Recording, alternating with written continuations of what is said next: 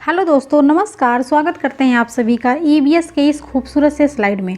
कैसे हैं आप सभी? आई होप कि आप सभी स्वस्थ, मस्त और ज़बरदस्त होंगे, तैयारी बेहतरीन कर रहे होंगे। साथियों, आज हम आपके लिए लेकर आए हैं ईवीएस के ऐसे 15 प्रश्न जो आपके सीटेट एग्जाम में बार बार ट्रेंड होते हैं। तो चलिए क्लास को स्टार्ट करते हैं। जो लोग इस हमसे पहले से जुड़े हैं वो लोग फटाफट वीडियो को शेयर कर दीजिए। आज का अपना पहला प्रश्न है कि पाठ के अंत में अभ्यास और गतिविधियां देने का उद्देश्य है। पाठ के अंत में अभ्यास और गतिविधियां देने का मुख्य उद्देश्य क्या होता है? तो यहाँ पर देखिए, ये जो क्लास है वो है प्राथमिक स्तर की, यानी कि 1 से 5 की बात की जा रही है। 1 से 5 में बच्चा क्या होता है, बहुत छोटा होता है। और जो अंत में हम गतिविधियां देते हैं अभ्यास के लिए, अभ्यास करवाते हैं, जिसको आप बोलते हैं गृह कार्य, अभ्यास के लिए जो गतिविधियां देते हैं उसका मुख्य उद्देश्य क्या होता है? तो वहाँ पर आप लोग पढ़े हैं और देखे हो कि वहाँ पर लिखा होता है आओ करके सीखें। ठीक है, आओ करके सीखें, यानी कि लर्निंग बाय डूइंग, करके सीखने पर बल दिया जाता है कि आओ करके सीखें। बच्चों को अभिव्यक्ति के अवसर देने के लिए, बच्चों को व्यस्त रखने हेतु गतिविधियां बनाने के लिए, फिर बच्चों को याद करने हेतु सामग्री उपलब्ध कराने में सहायता करना, या फिर गृह कार्य की सामग्री जुटाने के लिए। तो देखिए, पाठ के अंत में जो अभ्यास और गतिविधियां दी जाती है उससे क्या होता है कि बच्चे जो है उसको सीखते हैं, करते हैं। और कैसे करते हैं? तो अपनी भाषा में उसको समझते हैं। जब अपनी भाषा में जो कुछ वो सीखते हैं वो अभिव्यक्ति के अवसर को प्रदान करता है। इसलिए यहाँ पर ए ऑप्शन को हम लॉक कर देंगे। व्यस्त रखना आपका निगेटिव पॉइंट है। ठीक है, याद करना यानी कि कंठस्थ करना, रूट लर्निंग को अवॉइड करता है एनसीएफ 2005। गृह कार्य को जुटाना, ये सभी क्या है, निगेटिव है। इसलिए हम ए विकल्प को लॉक कर देंगे कि पाठ में के अंत में जो भी अभ्यास और गतिविधियां दी जाती है इसलिए दी जाती है कि बच्चों को अभिव्यक्ति के अवसर मिले। ठीक है, उनको अपनी भाषा में सीखने का अवसर प्रदान हो। क्लियर? प्रश्न नंबर 2 है कि स्वाभाविक अभिव्यक्ति, कल्पनाशीलता, कौशल और सोच को विकसित करना क्या कहलाता है? तो भाषा शिक्षण का एकमात्र उद्देश्य है, भाषा शिक्षण का उद्देश्य नहीं है, भाषा शिक्षण का एक महत्वपूर्ण उद्देश्य है, या फिर आप कह सकते हैं कि भाषा शिक्षण को किसी प्रकार की दिशा नहीं देता है। सबसे पहले तो आप ये समझिए कि प्रश्न कैसा है। अगर प्रश्न पॉजिटिव तो पॉजिटिव के साथ क्या लगाएंगे? पॉजिटिव लगाएंगे, यानी कि क्वेश्चन पॉजिटिव तो आंसर भी आपका क्या होगा? पॉजिटिव होगा। अगर क्वेश्चन निगेटिव कह रहा है तो आंसर आपका कैसा होगा? निगेटिव होगा। तो यहाँ पर समझिए कि क्वेश्चन क्या कह रहा है कि स्वाभाविक अभिव्यक्ति, कल्पनाशीलता, कौशल और सोच को विकसित करना क्या है ये हमारे भाषा शिक्षण में, इसका क्या महत्व है? ठीक, तो स्वाभाविक अभिव्यक्ति का मतलब होता है जो हम स्वयं से सीखते हैं, जो हम स्वयं से सीखते हैं, स्वयं से बोलते हैं और उसके बारे में हम चिंतन करते हैं, जिसको बोलते हैं सोचना, कल्पनाशीलता। उसके बारे में हम जो सोचते हैं वो हमारा जो है भाषा शिक्षण में उसका एक महत्वपूर्ण उद्देश्य होता है। ठीक है, अगर आप जो है, आपको कोई टीचर कोई एक कंटेंट पढ़ाता है तो हम आप उसको क्या करते हैं? हम उसको अपने शब्दों में प्रयोग करते हैं, अपने शब्दों में समझते हैं। हमारे टीचर हो सकता है कि हमें कठिन कठिन शब्दों में उसका अर्थ बताते होंगे, लेकिन हम समझने के लिए उसको क्या करते हैं? हम अपने शब्दों में उसका ट्रांसलेट करते हैं, अपने शब्दों में सीखते हैं और अपने शब्दों में ही उसको समझते हैं। और अपने शब्दों में जो हम स्वाभाविक अभिव्यक्ति करते हैं वो क्या होता है? वो सीखना हमारा कैसा होता है? स्थायी परिवर्तन होता है। वो सीखना हमारा स्थायी होता है, उसके बारे में हम सोचते हैं। ठीक है, तो वो जो है भाषा शिक्षण के लिए एक महत्वपूर्ण उद्देश्य कहलाता है। यहाँ पर क्वेश्चन देखो पॉजिटिव है, आंसर भी हमें पॉजिटिव मानना था। तो एकमात्र उद्देश्य, जो एकमात्र, अगर आपको केवल मिल जाए, मात्र मिल जाए तो समझ लीजिए कैसा है? निगेटिव है। ठीक है, भाषा शिक्षण का उद्देश्य नहीं है, ये भी क्या है? निगेटिव है आपका।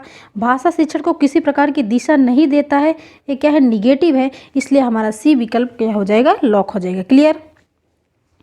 प्रश्न नंबर 3 है कि पढ़ने की कुशलता का विकास करने के लिए सबसे ज़रूरी है क्या है? ठीक है, पढ़ने की कुशलता का विकास करने के लिए ज़रूरी है कि हम क्या करें? बच्चों को शब्दार्थ जानने के लिए बाध्य किया जाए।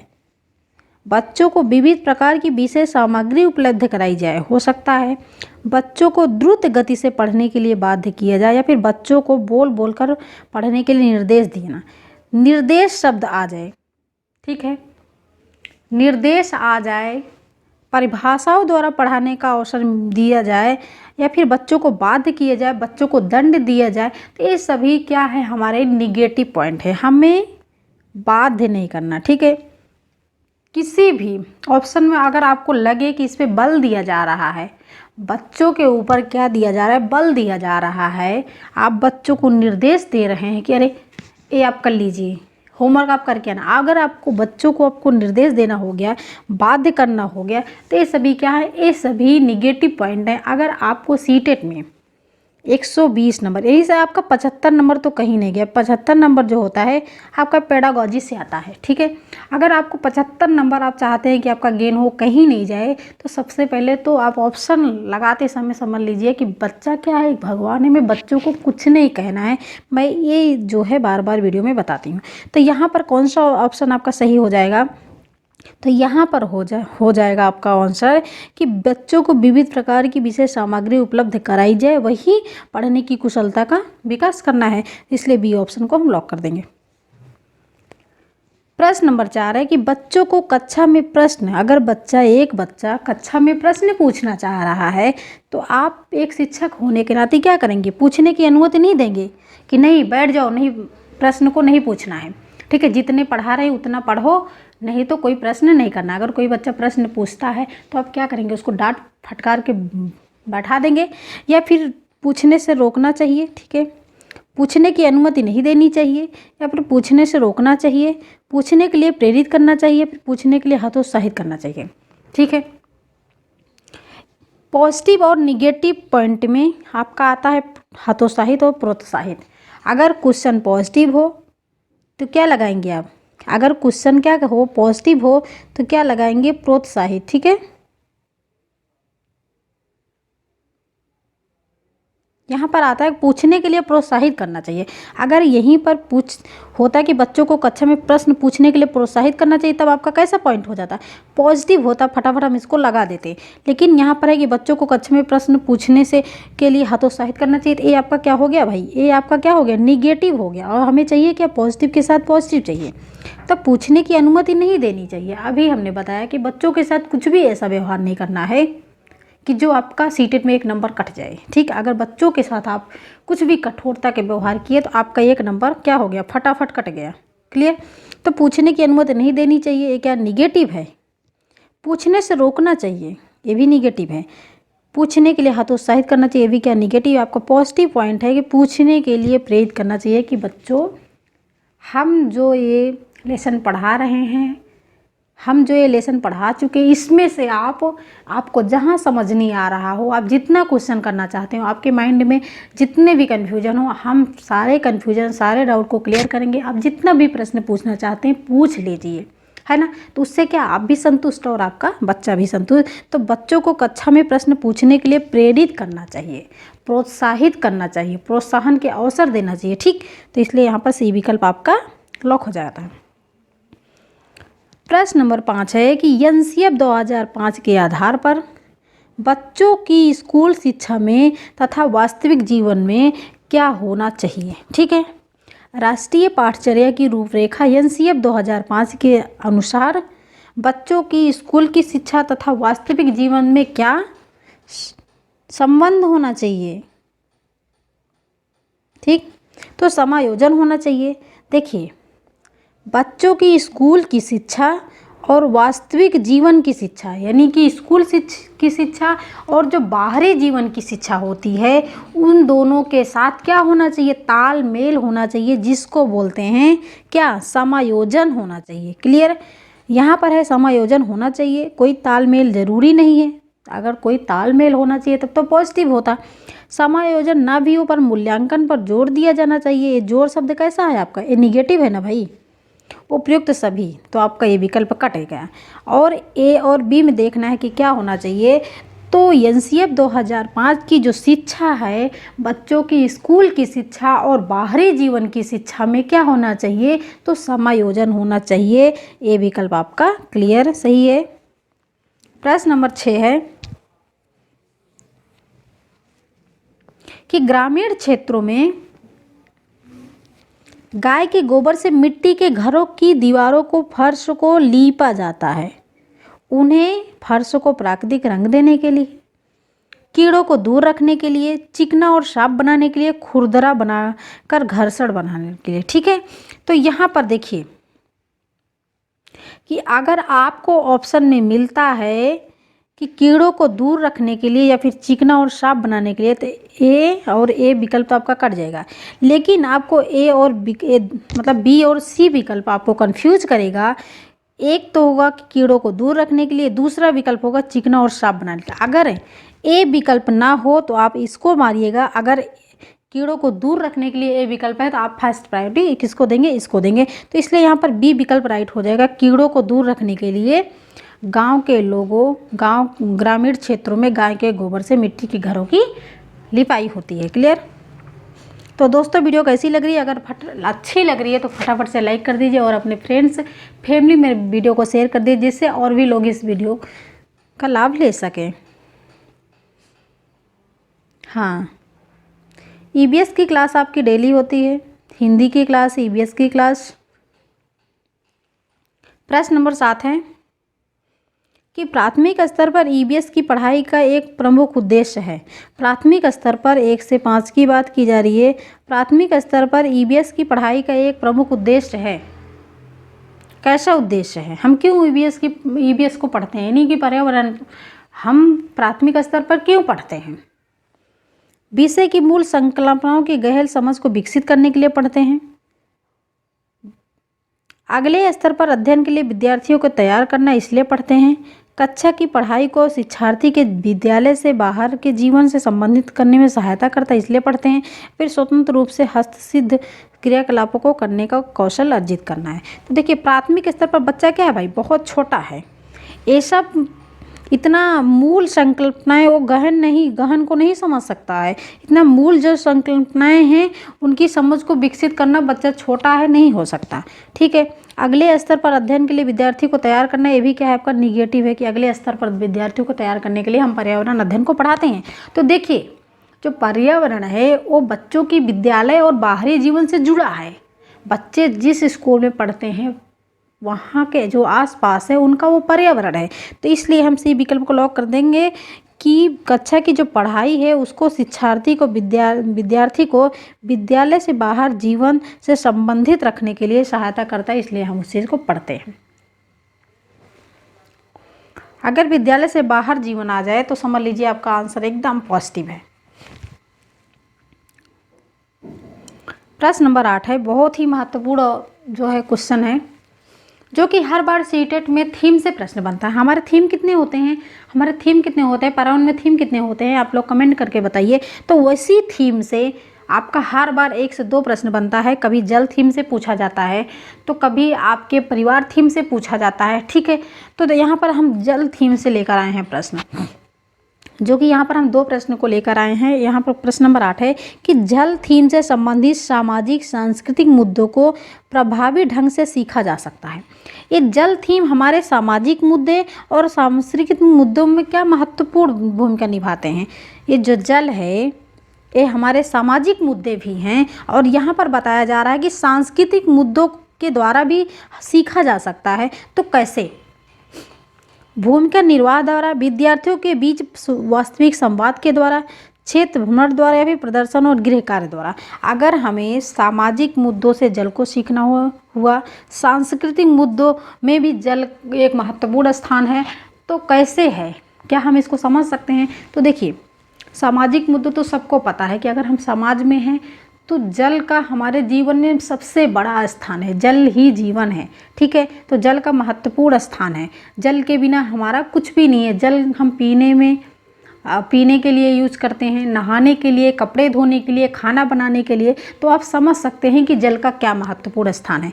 जल हमारे जीवन में बहुत महत्वपूर्ण है, जो हमारा सामाजिक मुद्दा है। ठीक है, जल सामाजिक मुद्दा है, ये तो हमारा सामाजिक मुद्दा हो गया। लेकिन जो सांस्कृतिक मुद्दा है, इसमें जल का क्या काम है? सांस्कृतिक मुद्दों में जल का क्या काम है? तो आप देखिए, जैसे हमारा गंगा हो गया, ठीक है, गंगा नदी हो गया। तो गंगा नदी ये क्या आता है? ये हमारा आस्था से जुड़ा है, और जो हमारा आस्था से जुड़ा होगा वो क्या होगा कि वो हमारा सांस्कृतिक मुद्दा होगा।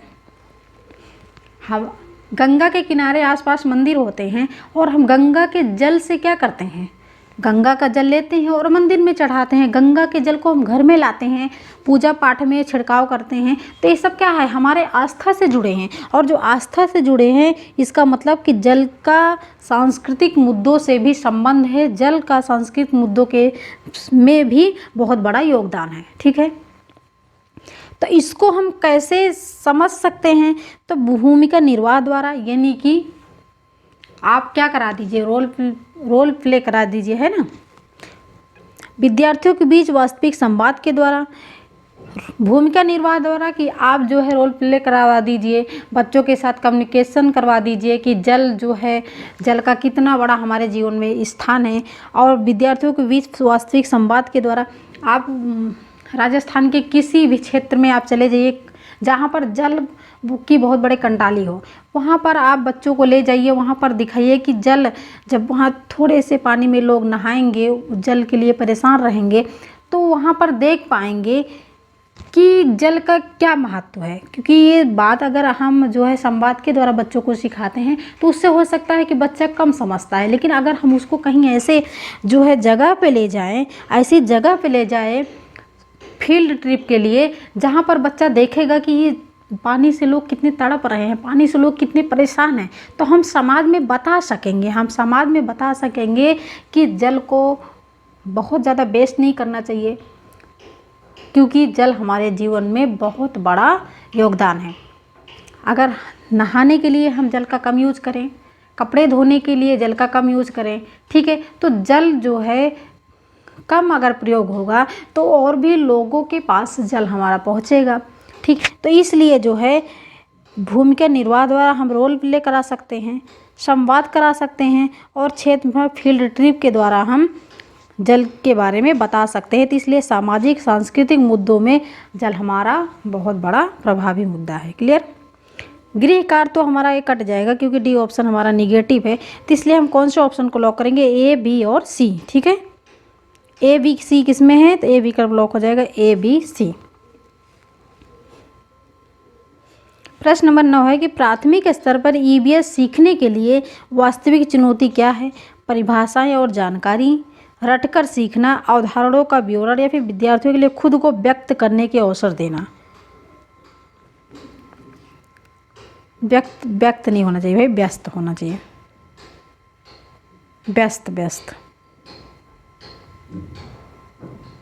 ठीक है, तो यहाँ पर क्वेश्चन नंबर 9 क्या कर रहा है कि प्राथमिक स्तर पर ईवीएस सीखने के लिए वास्तविक चुनौती क्या है? वास्तविक चुनौती क्या है? हम कैसे ईवीएस को सीख सकते हैं? तो परिभाषाओं और जानकारी के द्वारा, या फिर रटकर सीखना, तो रटंत प्रणाली, इसको काट दीजिए। ये जो परिभाषाएं हैं ना, परिभाषाएं अगर आपको आ जाता है आपके ऑप्शन में, तो समझ लीजिए ऑप्शन कैसा है? निगेटिव है। ठीक है, ऑप्शन कैसा? निगेटिव, क्योंकि जो परिभाषाएं होती है वो हमें नियम की तरफ ले जाती हैं, ये नियम की तरफ ले जाती हैं। इसलिए क्या है, ये रटने पे बल देती हैं। अगर नियम को हम क्या करेंगे? नियम को हम रटेंगे, और जब नियम को रटेंगे तो ये भी रटने पर बल देंगे, तो ये भी हमारा क्या हो जाएगा? निगेटिव पॉइंट हो जाएगा। तो जो वास्तविक चुनौती होती है वो होती है हमारी, सी विकल्प ब्लॉक हो जाएगा, अवधारणाओं का विवरण। अब हम अवधारणा, इतना बड़ा शब्द आ गया अवधारणा, हम इसको कैसे समझे? तो इसका मतलब है कि किसी व्याख्या का हम जब स्पष्टीकरण करते हैं तो उसको बोलते हैं अवधारणा। क्लियर? तो पर्यावरण में वास्तविक चुनौती होती है कि हम किसी भी, बच्चा क्या बहुत छोटा है, जब हम किसी चीज़ की व्याख्या नहीं करेंगे, उसका व्याख्या का स्पष्टीकरण नहीं करेंगे, स्पष्ट रूप से नहीं बताएंगे, तो बच्चा कैसे सीखेगा? वही हमारे लिए सबसे बड़ी चुनौती है। क्लियर? प्रश्न नंबर 10 है कि बच्चों के लिए यस होना चाहिए भाई। ईबीएस कक्षा में अधिकतम क्या होना चाहिए? अधिकतम क्या होना चाहिए?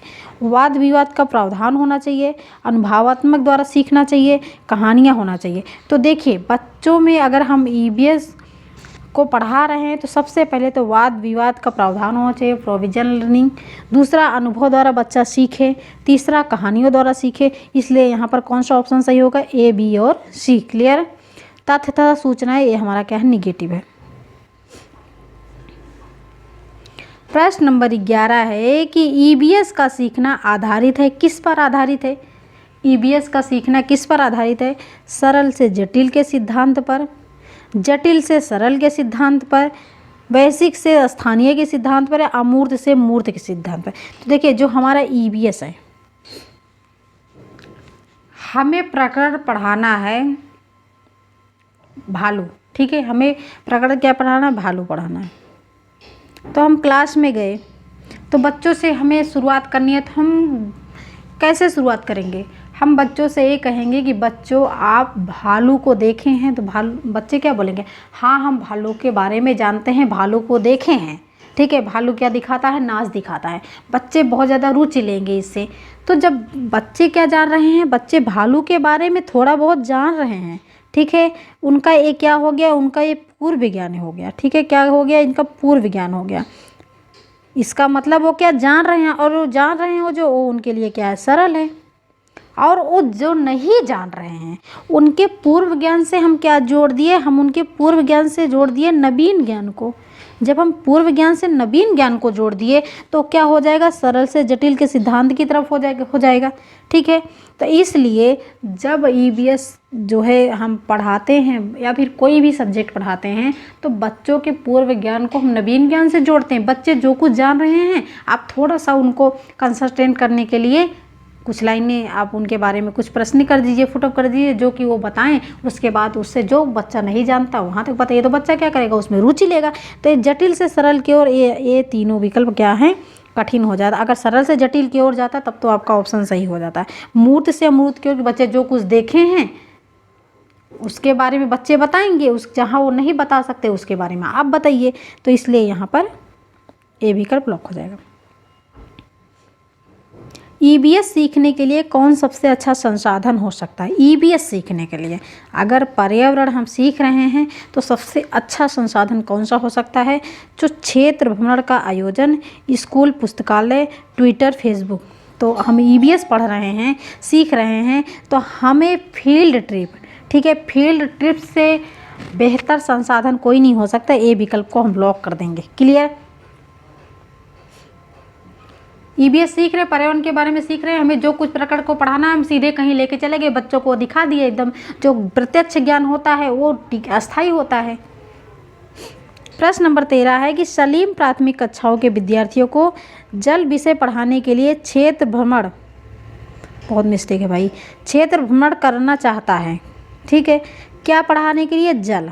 वो पढ़ाना चाहता है जल प्रकरण, यानी कि उस पाठ का नाम है जल, उस विषय का नाम है जल। जल प्रकरण को पढ़ाना चाहता है, उसके लिए वो क्षेत्र भ्रमण करवाना चाहता है। इसमें से कौन सी जगह उचित है? वो किस किस जगह को पे ले जाए जहाँ पर बच्चे देखें और सीखें। एक बार फिर से आप समझिए इस क्वेश्चन को कि सलीम नाम का कोई टीचर है जो जल विषय को पढ़ाना चाहता है और उसके लिए वो चाहता है कि बच्चों को क्षेत्र भ्रमण यानी कि फील्ड ट्रिप पे ले जाए, और वो ऐसी कौन सी जगह ले जाए जहाँ पर वो जल से संबंध रखता हो। तो पहला है जल संचय यंत्र, जोहड़, बावड़ी, खेजड़ी। तो देखिए, जल संचय यंत्र ले जाएगा वो, अगर जल पढ़ा रहा है तो जल संचय यंत्र ले जाएगा जहाँ पर क्या होता है? जल का कलेक्शन होता है, जल कलेक्ट होता है, जैसे कि आपका ट्यूबवेल वगैरह हो गई, वो दिखा देगा। बच्चे देख लिए, हाँ ये जल, यहाँ से जल निकलता है, जल के बारे में सीख गए। जोहड़ ले जाएगा, जोहड़ भी कैसा होता है? तालाब टाइप का होता है ना, तालाब टाइप का होता है। तो बच्चा यहाँ से भी सीख लेगा कि ये भी क्या है? जल। वहाँ पे उसके बारे में भी कुछ चीज़ें वो सीख लेगा, जान लेगा। तीसरा बावड़ी, बावड़ी पे ले जाएंगे, उसलिए बच्चों को कहाँ ले जाएंगे? बावड़ी। बावड़ी कैसी होती है? तो बावड़ी होती है साइड साइड में सीढ़ियाँ बनी होती है और बीच में क्या पानी होता है, और बावड़ी के बारे में सीख लेंगे, है ना। चौथी जगह खेजड़ी, खेजड़ी के पास ले जाएंगे। देखिए खेजड़ी जो है ये क्या है, खेजड़ी ये वृक्ष है भाई, तो इसलिए डी ऑप्शन कट जाएगा। ए, बी और सी ऑप्शन आपका राइट हो जाएगा कि अगर सलीम जो है जल विषय पढ़ाना चाहता है, उसके लिए चाहता है कि बच्चों को क्षेत्र भ्रमण के लिए ले जाए, तो वो ले जाएंगे, जल संचय यंत्र ले जाएंगे, जोहड़ ले जाएंगे, बावड़ी ले जाएंगे। ठीक है, ये तीनों जगह वो ले जाएंगे जिससे बच्चे सीखेंगे ज्ञान कैसा, प्रत्यक्ष। तो यहाँ पर कौन सा विकल्प सही हो जाएगा, ए, बी और सी, डी ऑप्शन को लॉक कर देंगे। खेजड़ी ये क्या, जल से इसका कोई संबंध नहीं, ये है एक वृक्ष। प्रश्न नंबर 14 है कि निम्नलिखित में से क्या पाठचर्या के विकास के लिए मार्गदर्शक सिद्धांत नहीं है। निगेटिव के साथ निगेटिव, क्वेश्चन कैसा है, निगेटिव है, प्रश्न कैसा लगाना है, निगेटिव लगाना। यहाँ पर पूछा जा रहा है कि ऐसा कौन सा विकल्प है जो पाठचर्या के विकास के लिए मार्गदर्शन नहीं करता है। ठीक, पाठचर्या के विकास के लिए मार्गदर्शक सिद्धांत नहीं है, तो विद्यालय ज्ञान को बाह्य विश्व से जोड़ना, बिल्कुल सही कि पर्यावरण में विद्यालय ज्ञान को आप बाहरी ज्ञान से जोड़िए, ये आपका पॉजिटिव है। और हमें चाहिए क्या, निगेटिव। परीक्षा को आसान बनाना, सुनिश्चित करना कि अधिगम रटंत विधियों से परे हो, बिल्कुल सही। ये सुनिश्चित करना चाहिए कि जो हम बच्चों को सिखा रहे हैं वो रटने पर बल ना दिया जाता हो, ये भी सही है। दी है कि पाठचर्या को समृद्ध करना ताकि पाठ पुस्तकों तक सीमित ना रहे। पाठचर्या को यानी कि आपका जो वातावरण है इसको इस योग्य बनाना कि वो पुस्तकों तक ही सीमित ना रहे, उसके बाहरी जीवन से भी वो संबंध रखता हो, तो ये भी सही है, भी पॉजिटिव है। आपका निगेटिव क्या है, आपका निगेटिव क्या है, तो आपका बी ऑप्शन निगेटिव है, परीक्षा को आसान बना। जहाँ आपको दिख जाए कि ये कठिन है ये आसान है, तो आसान कठिन कुछ नहीं होता, यही विकल्प आपका लॉक हो जाएगा। प्रश्न नंबर 15 है कि निम्नलिखित में से किस प्रकार का सीखना ईवीएस कक्षाओं के लिए उपयुक्त है। प्रश्न कैसा, हमने कहा पॉजिटिव है, आंसर कैसा लगाएंगे, पॉजिटिव लगाएंगे। यहाँ पर बताया जा रहा है कि किस प्रकार का सीखना ईवीएस कक्षाओं के लिए उपयुक्त है। हम किस प्रकार से बच्चों को सिखाएं जो उनके लिए ईवीएस के लिए उपयुक्त हो। स्वयं करके सीखना, लर्निंग बाय डूइंग, स्वयं करके सीखना, ठीक है, हो सकता है। ब्योरों द्वारा सीखना हो सकता है, परिभाषाओं द्वारा सीखना हो सकता है, क्या, रटकर सीखना। तो देखिए स्वयं करके सीखना, बच्चों को दे दीजिए कि स्वयं करके सीखें, लर्निंग बाय डूइंग करें, ठीक है। ब्योरों द्वारा सीखना, व्याख्या का स्पष्टीकरण करें, उनको एक व्याख्या दे दीजिए, आप बोल दीजिए इसको अपने शब्दों में लिखे हो, तो वो भी कर लेंगे। ये भी क्या है, आपका पॉजिटिव है, और ये भी क्या, पॉजिटिव है। परिभाषाओं द्वारा सीखना, तो परिभाषाएं क्या है, आपके ये रटने पे बल देती हैं। जो परिभाषाओं को आप क्या करोगे, आप इसको रटोगे ही ना, तो परिभाषाएं आपकी रटने पर बल देती हैं, इसलिए ये विकल्प आपका कट जाएगा। और रटकर सीखना ये तो आपका निगेटिव ही है, तो इसलिए कौन सा विकल्प लॉक हो जाएगा, ए और बी, केवल ए और बी। क्लियर। तो ये थे दोस्तों आज के 15 प्रश्न। आपको वीडियो कैसी लगी, अगर अच्छी लगी तो लाइक करना, अगर आप सेशन में पहली बार वीडियो को देख रहे हो तो चैनल को सब्सक्राइब जरूर करना। और हाँ, डेली क्लास होती है आपकी ईवीएस की, जो भी कहीं भी आपको कन्फ्यूजन लगे तो आप कमेंट में पूछ सकते हैं। Thanks for watching video, this is Sadhana Tyagi, expert class है।